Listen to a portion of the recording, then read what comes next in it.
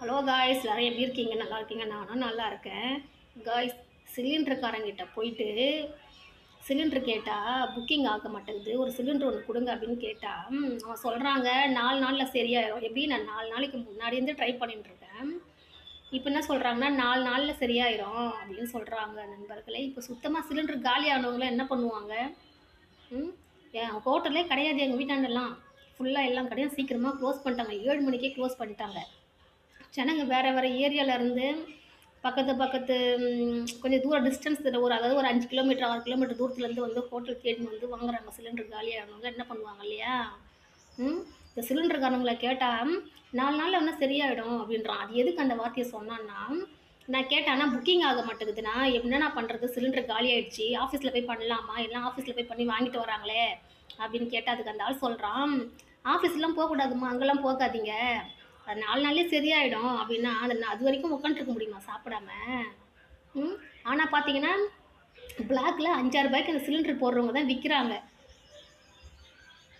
இப்போ சிலிண்டர் காலி ஆயிடுச்சு, எமர்ஜென்சி காலி ஆயிடுச்சுன்றவங்க ஒரு 800 900 சிலிண்டர் ஒரு 200 300 மேலே வச்சு விற்கலாம். ஒரு 1300 அப்படி கொடுக்கலாம். சரி, ஹையஸ்ட்டு ஒரு 1500 கூட கொடுக்கலாம். ஒரு அளவுக்கு தான் ஆசைப்படணும்.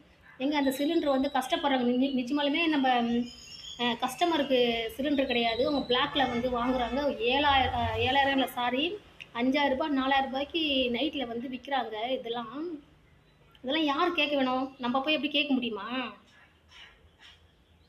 ரொம்ப ஒஸ்ட்டாக இருக்கிறாங்க. தயவு செஞ்சு சிலிண்டர் போடுறவங்க, குழந்தைங்க நிறைய பேர் வீட்டில் வச்சுருக்காங்க, கஸ்டமருங்களுக்கு சிலிண்டர்னா கொடுங்க.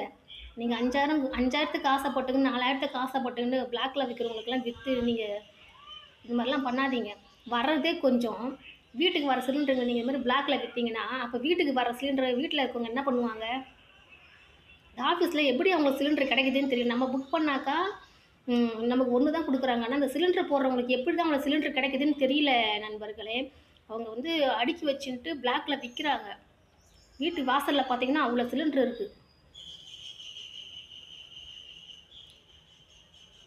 என்னடா இது, நான்லாம் அவனுங்க நம்பலையே. இங்கே பாருங்கள், வடை வாங்கி வந்து காப்பி போட்டு குடிச்சிட்டேன். என்ன பண்ணுறது? ஓகே, பாய் நண்பர்களே, பார்த்து பத்திரமா இருங்க.